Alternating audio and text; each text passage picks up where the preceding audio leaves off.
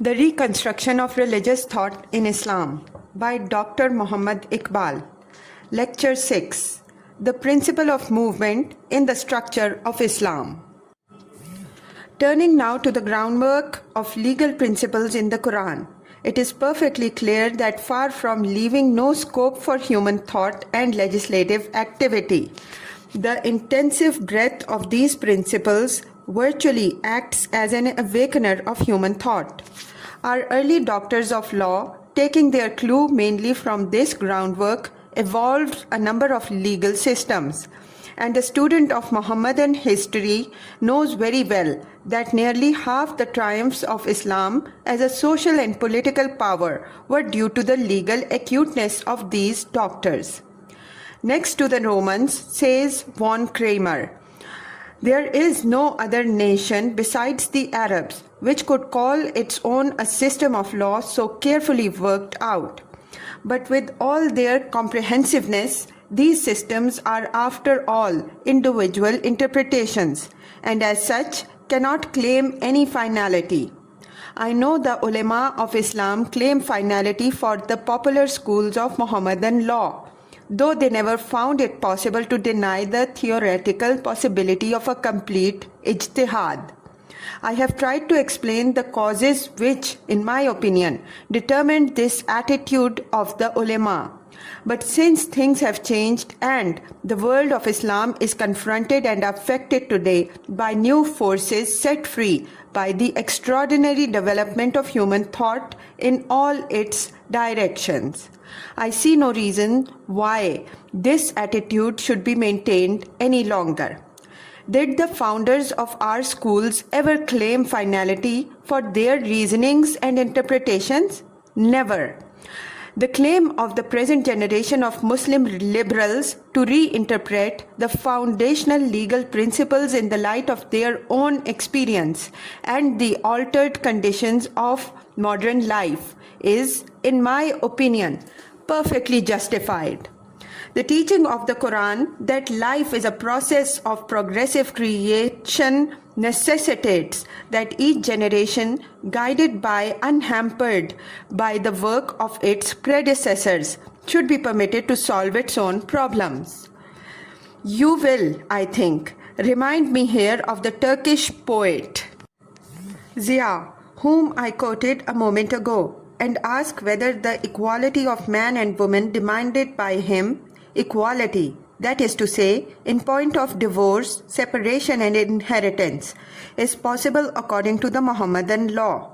I do not know whether the awakening of women in Turkey has created demands which cannot be met without a fresh interpretation of foundational principles. In the Punjab, as everybody knows, there have been cases in which Muslim women wishing to get rid of undesirable husbands have been driven to apostasy. Nothing could be more distant from the aims of a missionary religion. The law of Islam, says the great Spanish jurist Imam Shatibi, his Al-Muwafiqat, aims at protecting 5 things: Deen, Nafs, Akal, Mal and Nasl. Applying this test, I venture to ask, does the working of the rule relating to apostasy, as laid down in the Hidayah, tend to protect the interests of the faith in this country? In view of the intense conservatism of the Muslims of India, Indian judges cannot but stick to what are called standard works. The result is that while the peoples are moving, the law remains stationary. With regard to the Turkish poet's demand, I am afraid he does not seem to know much about the family law of Islam, nor does he seem to understand the economic significance of the Quranic rule of inheritance. Marriage, according to Mohammedan law, is a civil contract. The wife at the time of marriage is at liberty to get the husband's power of divorce delegated to her on stated conditions and thus secure equality of divorce with her husband. The reform suggested by the poet relating to the rule of inheritance is based on a misunderstanding. from the inequality of their legal shares. It must not be supposed that the rule assumes the superiority of males over females. Such an assumption would be contrary to the spirit of Islam. The Quran says, "And for women are rights over men similar to those for men over women." 2:228. The share of the daughter is determined not by any inferiority inherent in her, but in view of her economic opportunities and the place she occupies in the social structure of which she is a part and parcel. Further, according to the poet's own theory of society, the rule of inheritance must be regarded not as an isolated factor in the distribution of wealth, but as one factor among others working together for the same end. While the daughter, according to the Mohammedan law, is held to be full owner of the property given to her by both her father and the husband at the time of her marriage, while further she absolutely owns her dower money, which may be prompt or deferred according to her own choice, and in lieu of which she can hold possession of the whole of her husband's property till payment. The responsibility of maintaining her throughout her life is wholly thrown on the husband. If you judge the working of the rule of inheritance from this point of view, you will find that there is no material difference between the economic position of the sons and daughters, and it is really by this apparent inequality of their legal shares that the law secures the equality demanded by the Turkish poet.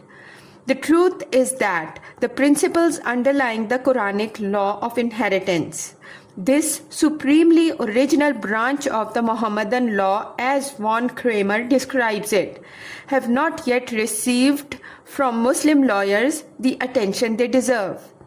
Modern society with its bitter class struggles ought to set us thinking.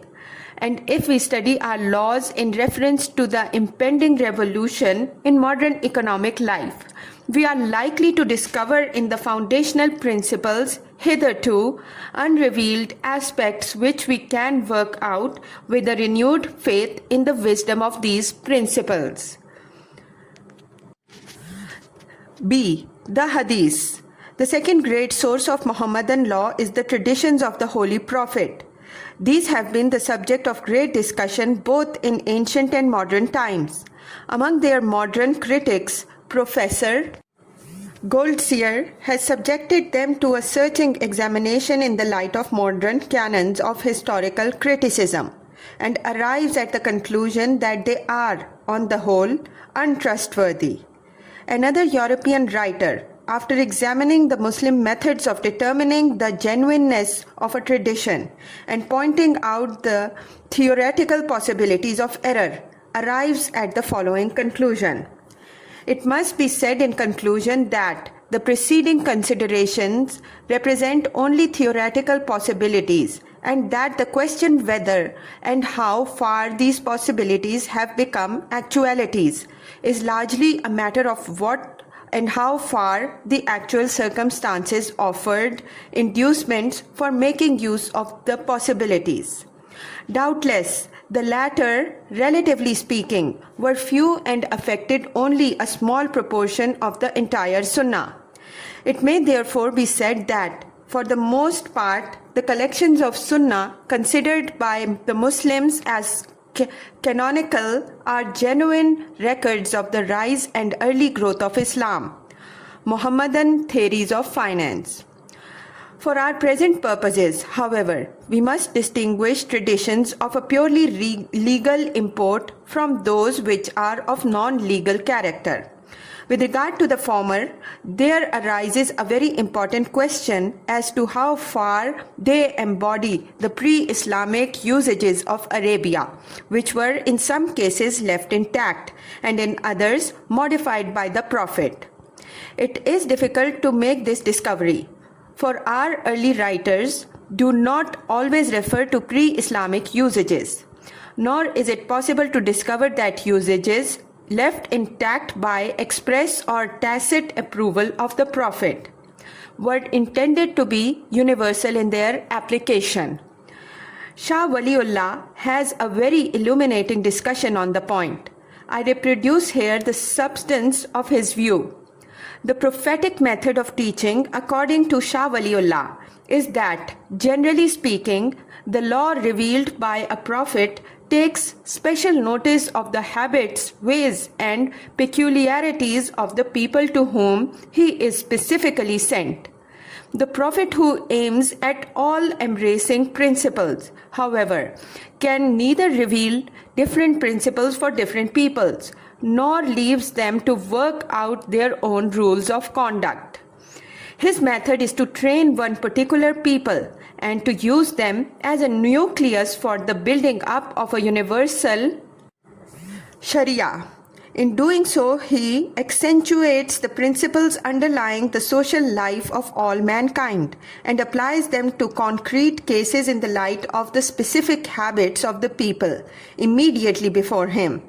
The Sharia rules, ahkam, resulting from this application, for example, rules relating to penalties for crimes, are in a sense specific to that people, and since their observance is not an end in itself, they cannot be strictly enforced in the case of future generations. It was perhaps in view of this that Abu Hanifa, who had a keen insight into the universal character of Islam, made practically no use of these traditions. The fact that he introduced the principle of istihsan, that is, juristic preference, which necessitates a very careful study of actual conditions in legal thinking, throws further light on the motives which determined his attitude towards this source of Mohammedan law. It is said that Abu Hanifa made no use of traditions because there were no regular collections in his day. In the first place, it is not true to say that there were no collections in his day, as the collections of Abdul Malik and Zohra were made not less than 30 years before the death of Abu Hanifa. But even if we suppose that these collections never reached him, or that they did not contain traditions of a legal import, Abu Hanifa, like Malik and Ahmad ibn Hanbal after him, could have easily made his own collection if he had deemed such a thing necessary. On the whole, then, the attitude of Abu Hanifa towards the traditions of a purely legal import is, to my mind, perfectly sound. And if modern liberalism considers it safer not to make any indiscriminate use of them as a source of law, it will be only following one of the greatest exponents of Mohammedan law in Sunni Islam.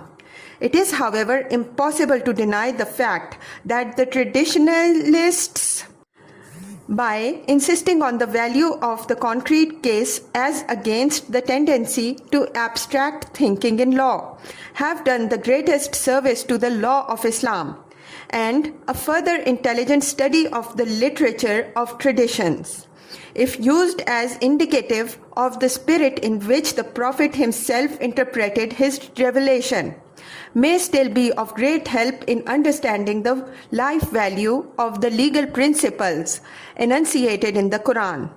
A complete grasp of their life value alone can equip us in our endeavor to reinterpret the foundational principles. C. The Ijma.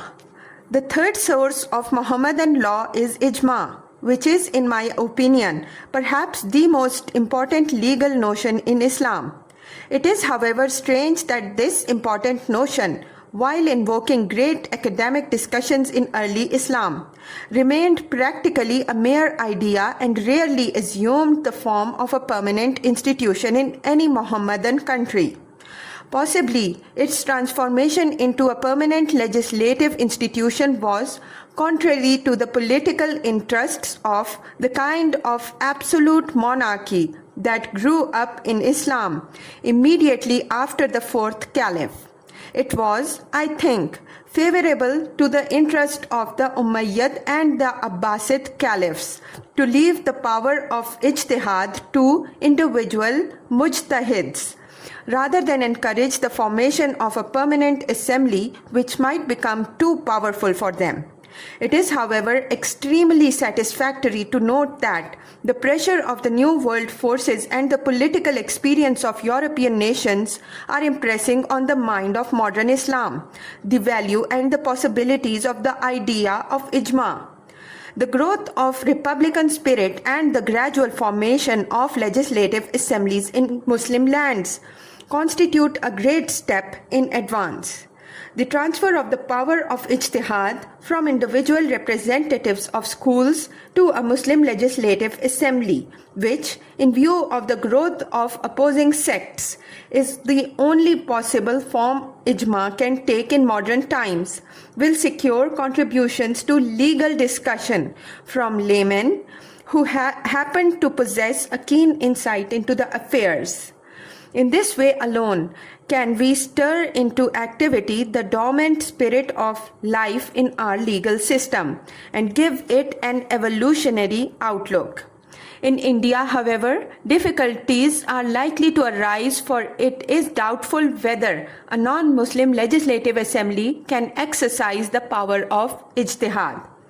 But there are one or two questions which must be raised and answered in regard to the ijma. Can the ijma repeal the Quran?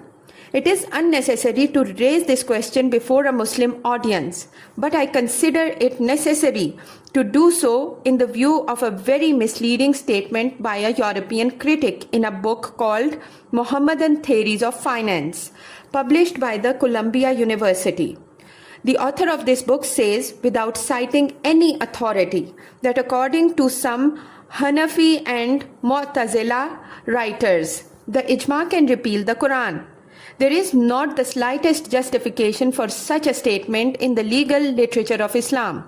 Not even a tradition of the Prophet can have any such effect. It seems to me that the author is misled by the word naqsh in the writings of our early doctors, to whom, as Imam Shatibi points out in Al-Muwafiqat, Volume 3, page 65. This word, when used in discussions relating to ijma of the companions, meant only the power to extend or limit the application of a Quranic rule of law, and not the power to repeal or supersede it by another rule of law. And even in the exercise of this power, the legal theory, as Amidi, a Shafi'i doctor of law who died about the middle of the 7th century and whose work is recently published in Egypt, tells us is that the companions must have been in possession of a Sharia value, entitling them to such a limitation or extension. But supposing the companions have unanimously decided a certain point, the further question is whether later generations are bound by their decision. Shawkani has fully discussed this point and cited the views held by writers belonging to different schools. I think it is necessary in this connection to discriminate between a decision relating to a question of fact and the one relating to a question of law. In the former case, as for instance, when the question arose whether the two small siras known as Mu'awwazatain formed part of the Quran or not, and the companions unanimously decided that they did, we are bound by their decision, obviously because the companions alone were in a position to know the fact. In the latter case, the question is one of interpretation only, and I venture to think on the authority of Karhi that later generations are not bound by the decision of the companions. Says Karha, the Sunnah of the companions is binding in matters which cannot be cleared up by Qiyas, but it is not so in matters which can be established by Qiyas. One more question may be asked as to the legislative activity of a modern Muslim assembly, which must consist, at least for the present, mostly of men possessing no knowledge of the subtleties of Mohammedan law. Such an assembly may make grave mistakes in their interpretation of law. How can we exclude or at least reduce the possibilities of erroneous interpretations? The Persian Constitution of 1906 provided a separate ecclesiastical committee of ulama, conversant with the affairs of the world, having power to supervise the legislative activity of the Majlis. This, in my opinion, dangerous arrangement is probably necessary in view of the Persian constitutional theory. According to that theory, I believe the king is a mere custodian of the realm which really belongs to the absent imam. The ulama, as representatives of the imam, consider themselves entitled to supervise the whole life of the community, though I fail to understand how, in the absence of an apostolic succession, they establish their claim to represent the imam. But whatever may be the Persian constitutional theory, the arrangement is not free from danger and may be tried, if at all, only as a temporary measure in Sunnah countries. The ulama should form a vital part of a Muslim legislative assembly, helping and guiding free discussion on questions relating to law. The only effective remedy for the possibilities of erroneous interpretations is to reform the present system of legal education in Mohammedan countries, to extend its sphere and to combine it with an intelligent study of modern jurisprudence. D. The qiyas. The fourth basis of fiqh is qiyas, that is, the use of analogical reasoning in legislation. In view of different social and agricultural conditions prevailing in the countries conquered by Islam, the school of Abu Hanifa seemed to have found, on the whole, little or no guidance from the precedents recorded in the literature of traditions. The only alternative open to them was to resort to speculative reason in their interpretations. The application of Aristotelian logic, however, though suggested by the discovery of the new conditions in Iraq, was likely to prove exceedingly harmful in the preliminary stages of legal development. The intricate behavior of life cannot be subjected to hard and fast rules, logically deducible from certain general notions. Yet, looked at through the spectacles of Aristotle's logic, it appears to be a mechanism pure and simple with no internal principle of movement. Thus, the school of Abu Hanifa tended to ignore the creative freedom and arbitrariness of life and hoped to build a logically perfect legal system on the lines of pure reason. The legists of Hijaz, however, true to the practical genius of their race, raised strong protests against the scholastic subtleties of the legists of Iraq and their tendency to imagine unreal cases which they rightly thought would turn the law of Islam into a kind of lifeless mechanism. These bitter controversies among the early doctors of Islam led to a critical definition of the limitations, conditions, and correctives of qiyas, which, though originally appeared as a mere disguise for Mujtahid's personal opinion, eventually became a source of life and movement in the law of Islam. The spirit of acute criticism of Malik and Shafi'i on Abu Hanifa's principle of qiyas as a source of law constitutes really an effective Semitic restraint on the Aryan tendency to seize the abstract in preference to the concrete, to enjoy the idea rather than the event. This was really a controversy between the advocates of deductive and inductive methods in legal research. The legists of Iraq originally emphasized the eternal aspect of the notion, while those of Hijaz laid stress on its temporal aspect. The latter, however, did not see the full significance of their own position, and their instinctive partiality to the legal tradition of Hijaz narrowed their vision to the precedents that had actually happened in the day of Prophet and his companions. No doubt, they recognized the value of the concrete, but at the same time they eternalized it, rarely resorting to chaos based on the study of the concrete as such. Their criticism of Abu Hanifa and his school, however, emancipated the concrete as it were, and brought out the necessity of observing the actual movement and variety of life in the interpretation of juristic principles.